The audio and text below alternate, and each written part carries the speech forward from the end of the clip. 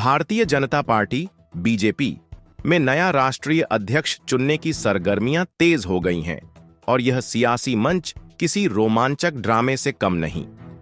Party ने अपने संविधान के हिसाब से 26 राज्यों में प्रदेश अध्यक्षों की नियुक्ति का जटिल जाल बुन लिया है, जिसने नए राष्ट्रीय अध्यक्ष के चुनाव का रास्ता साफ कर दिया है।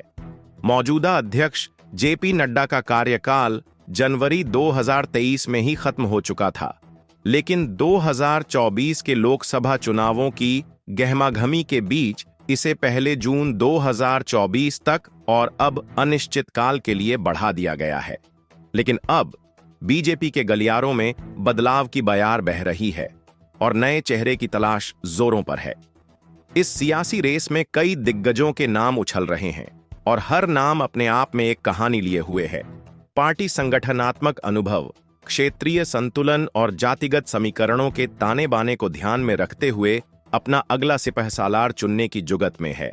आइए इस रंगीन दौड़ के प्रमुख दावेदारों पर एक नजर डालते हैं। शिवराज सिंह चौहान, मध्य प्रदेश के मामा के नाम से मशहूर पूर्व मुख्यमंत्री, जिनका जमीनी जुड़ाव और जनसंघ की जड़ों से गहरा नाता है।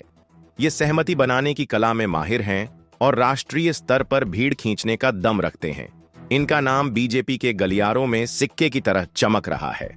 मनोहर लाल खट्टर, हरियाणा के पूर्व मुख्यमंत्री, जिनके पास राष्ट्रीय स्वयंसेवक संघ की ठोस पृष्ठभूमि और प्रशासनिक अनुभव का खजाना है। हिंदी बेल्ट से इतर क्षेत्रों को साधने के लिए खट्टर साहब एक मजबूत दावेदार माने जा रहे हैं।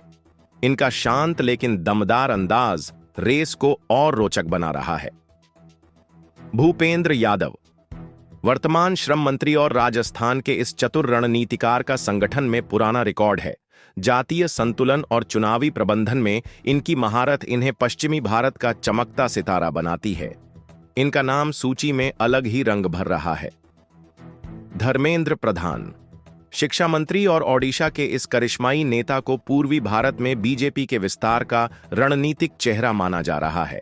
संगठन और सरकार में संतुलन साधने की कला इन्हें इस दौड़ में एक मजबूत घोड़ा बनाती है। सुनील बंसल, बीजेपी के राष्ट्रीय महासचिव और उत्तर प्रदेश में संगठन को मजबूत करने वाले जमीनी रणनीतिकार, इनका युवा जोश और संगठनात्मक कौशल इन्हें इस रेस का डार्क हॉर्स बनाता है।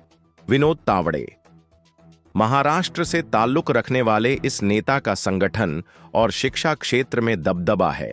क्षेत्रीय संतुलन के लिए इनका नाम एक आकर्षक विकल्प के रूप में उभर रहा है।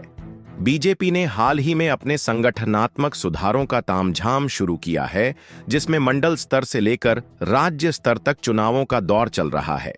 2 जुलाई को 7 राज्यों और 2 केंद्र शासित प्रदेशों में नए प्रदेश अध्यक्षों की नियुक्ति ने इस रंगारंग सियासी नाटक को और छटपटा कर दिया। पार्टी अब जल्द ही एक केंद्रीय चुनाव समिति गठन करने की तैयारी में है, जो इस सियासी तमाशे के नामांकन, जांच और मतदान की स्क्रिप्ट को संभालेगी। यह रेस न सिर्फ बीजेपी के भविष्य की दिशा तय करेगी, बल्कि संगठन और सरकार के बीच तालमेल का एक नया अध्याय भी लिखेगी। तो तैयार हो जाइए इस सियासी रंगमंच के अगले दृश्य के लिए, क्योंकि बीजेपी का अगला राष्ट्रीय अध्यक्ष चुनने का खेल अब अपने चरम पर पहुंच रहा है।